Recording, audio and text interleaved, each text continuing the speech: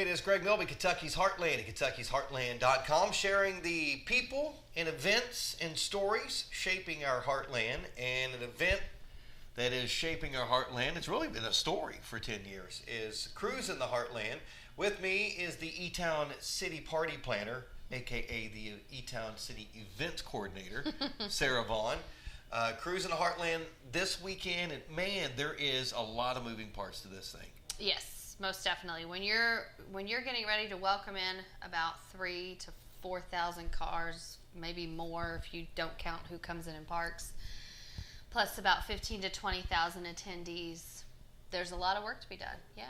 So how do we know there are 3,000 or 4,000 cars? I mean, I guess is that the registration process when they come in, or do we have part of somebody it? counting? We've kept about the same number of car registrants a year, but we have actually stickered and counted the cars.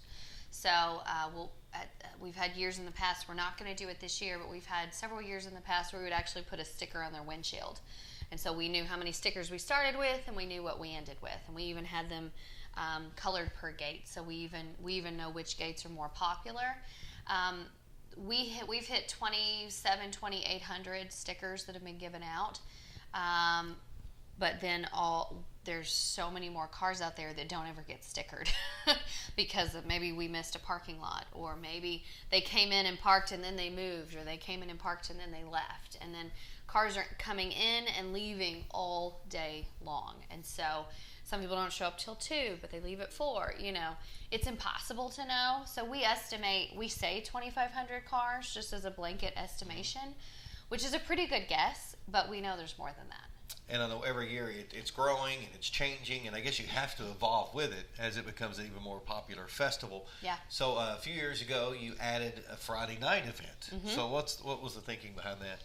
Well, it's funny because when I first took the job in 2012. It was my first year at Cruisin. One of the biggest missings that I noticed for Friday was that we have a built-in crowd. We have people that want an event. We have folks standing there waiting. They want something to do, but we didn't have anything for them. And so we were trying to rely on businesses, and we were trying to rely on all of these things, and there were incentives to come in.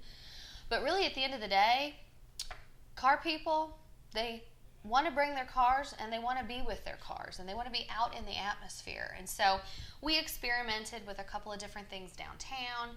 And then Bob Merchant, as you know, he's a great friend of the Cruisin, and he looked at us and said, Freeman Lake. And it was like, I don't like to give Bob credit for any kind of idea.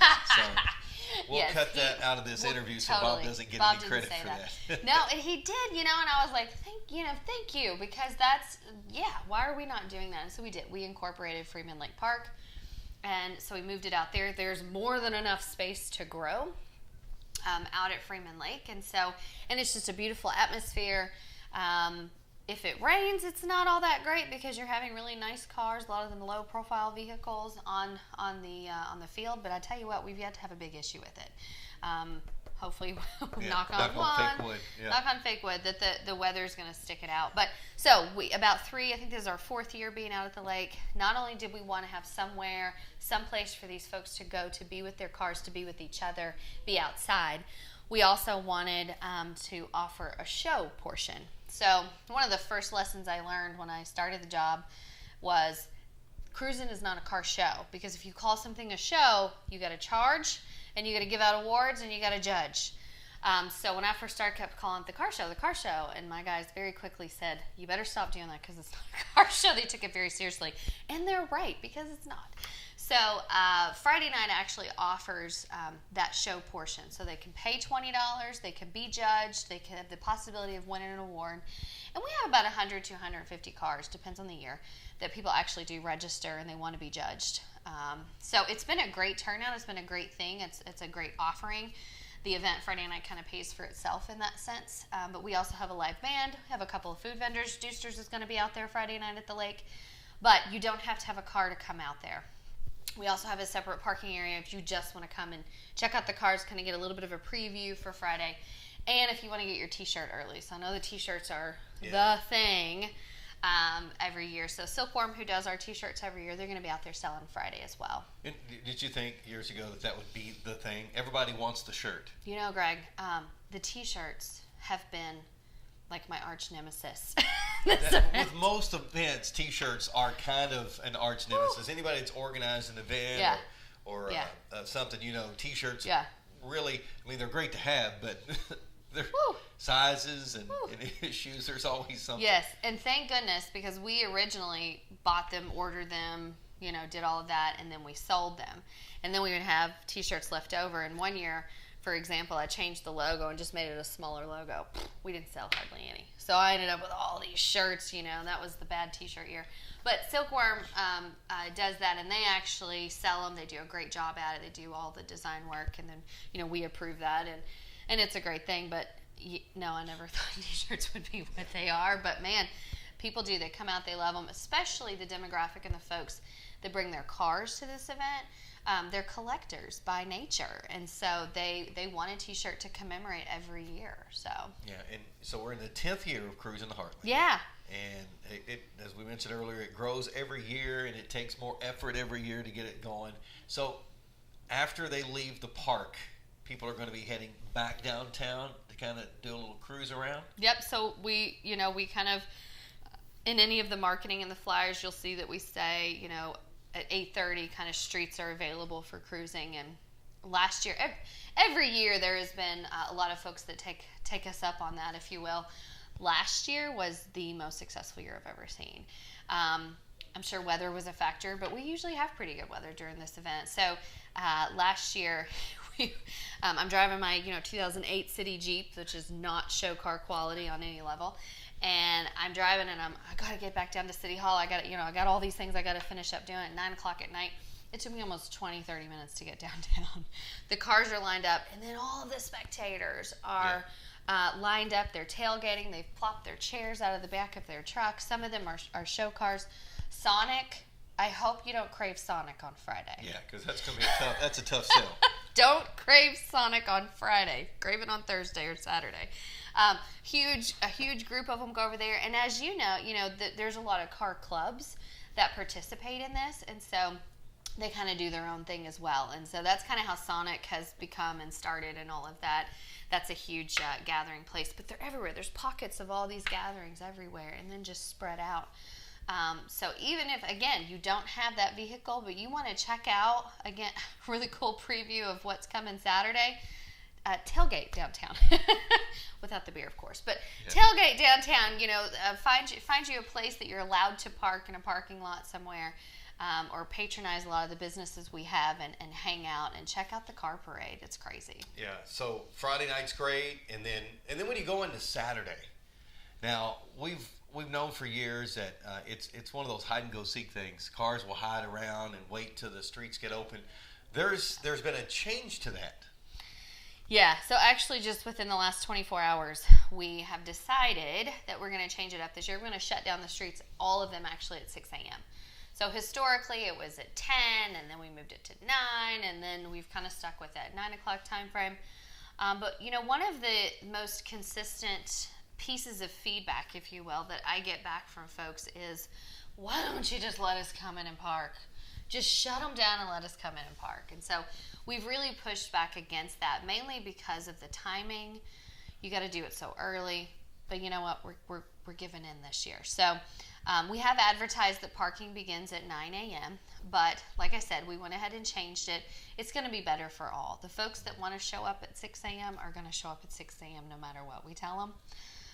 And they always go and they sit in the parking lots. They wait to see the police officer drive down Dixie, and bam, they pull out.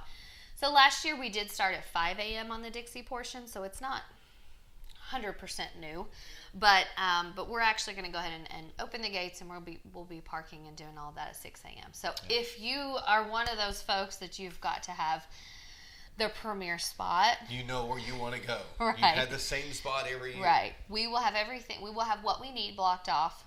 There will be a portion of Dixie in front of the State Theater and City Hall. That's where our sponsors go and our premier folks that help us put the event on, so they get the premier spots. So you can't access that section, but you can on either side of it. Mulberry. So the road closure is actually from North Miles Street on Dixie Highway, traveling all around the square, all the way to Central, which is basically not to the railroad tracks, it's past that, but past that meaning closer to the square, North and South Main, and then North and South Main, Mulberry. And so that's where the closure is. If you go to etownevents.com, you can download that map, and it's all on there. It actually shows you where all of the vendor sections are, the gates, and all of that. You will be probably forced a little bit more to go through a gate, whereas folks hide and go seek in the parking lots. That's going to be happening a little bit less, but it's also going to be so much easier because you can just go through the gate. You're not sitting there waiting. And and that we run downtown on Saturdays, and we would run out in the morning, and at 5 and 6 o'clock in the morning, you're seeing cars already staging and ready to go. They're ready to get their easy ups out. They're finding spots that they can go to do that. It's crazy. It really is, and I'll never be able to explain it. There are some people that say the same thing about runners. Why are we out on Saturday morning running? I'm not going to question anybody when it's their hobby with something like that. So you were talking about sponsors. It cannot happen without great support, and you have a laundry list of people that are part of it. And again, they can go to the website to find all those sponsors, but you have a few that have really stepped up to make a difference. We really, most definitely. So we talked earlier, did a Facebook Live with Michael over at Jim's Express Car Wash, and they stepped up this year and did a $10,000 sponsorship, which is... That's a lot of $3 car washes. That's a big commitment for a company like that. It really is. Yeah. It's amazing. And one of our other volunteers, Steve Croston, calls me up one day and he said, "Hey, we got a main sponsor." And I said, "Oh, great. Who is it? Tell me." And he said, "Well, it's Jim's Express Car Wash." And of course, I always refer to it as the $3 car wash, which I never got the $3 one, but that's what I always called it. And I said, "The $3 one?" And he said, "Yeah." And I said, "Great. What's he in for?" He said, "Well, he's in for $10,000." And of course, I just kind of chuckled. And he goes, I said, "No, really, like what kind of benefits package do I need to send to him?" He said, "No, he's in for $10,000. He didn't even hesitate. Wow. And you got to love your community to do that. No matter how much money you have or make or anything, that's a commitment. Yeah. That is a huge financial commitment. And not only that, but they've just been so giving in other areas. And, of course, as we know, they just opened up a second location in Elizabethtown. Great family. It's family owned. They want to be involved. They want to be there, and they are. And so, we really kudos to them and what they've done. And because of that, we were able to purchase a cruise this year. So car participants that come in, park, and register their cars, you register at the State Theater parking lot. You actually go in for hourly giveaways, small buckets, and things like that. But you go in for a car wash. I'm sorry. You for go a for a cruise. Yeah. You could probably get a car. I'm sure Jim would give you a I'm car. sure he's throwing that in before you go. But you get a cruise. It's actually to Mexico. We'll have more details after the winner is drawn. Because we do have to have all their information to lock in the details. But it's going to port out of New Orleans. It's going to be in September. So cruise for 2. So I'm excited about it. Not a bad deal. And, these events aren't free. I mean, it's free to attend, but they're not free to put on. And so without financial sponsors like that, I mean, there's a lot of output of resources from the city and from different folks to make this happen. So you got to have community partners that want to step up and draw people to our community. Exactly. I mean, it is the best part about my job is I get to enhance quality of life through this, but the challenge of the job is to make sure that I'm doing that without utilizing too much of taxpayers' dollars. And so, the sponsors in this community, it's amazing what folks do. E-Town Tourism, we just released last week, they gave us a check for the events program for $40,000 for the entire program for the year. So that commission got together. I asked them for 5 for Cruisin, and I asked them for 10 for the Wine Fest, and they wrote a check for 40, which is math that I like to do. Yeah. So they're jumping on board for Cruisin and for all the events. In this event, we have police. We have to get all of our police officers out there. We have to hire a security company at the gates. Our public works guys come out starting at 3 or 4 o'clock in the morning after having worked Friday night because of road closures and trying to stage all of that stuff. We have another crew that comes in and does the meter readers that you see reading your gas meter are the same guys that are going to come in and do the trash pickup on Saturday, which is no easy feat either. Not just trash, but they're doing a lot of the setup. Parks and Rec is going to be out there as well. And so it takes a village is an understatement. And then we have about 100 to 125 volunteers. If the city had to pay for another 100 to 125 staff people, I don't know that we could actually pull this event off, to be honest with you, or any event for that matter, because you do events. Yeah. You got to have legwork. You got to have willing people. You got to have volunteers. You got to have the money.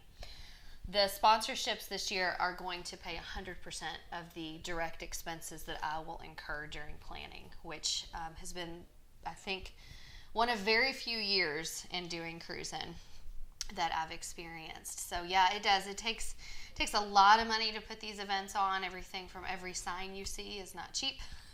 Every T-shirt you see is not cheap. You name it. And so the porta-johns and the bands and all the equipment that you got to rent. So yeah, it's it is a lot. It's a lot of money, but these sponsors have stepped up and the volunteers have stepped up. Thank goodness. You got to have them, and that's what makes our community great. Plus, these people that are coming in town, one, they're not going to eat every meal downtown. They're staying in our hotels. Exactly. They're going to our restaurants, and they're kind of getting the vibe of what this community is all about. So exactly. Great event. So Friday nights, July 26th, Freeman Lake Park, and then again heading back downtown late on Friday or into the evening on Friday, and then all day Saturday, Cruisin The Heartland.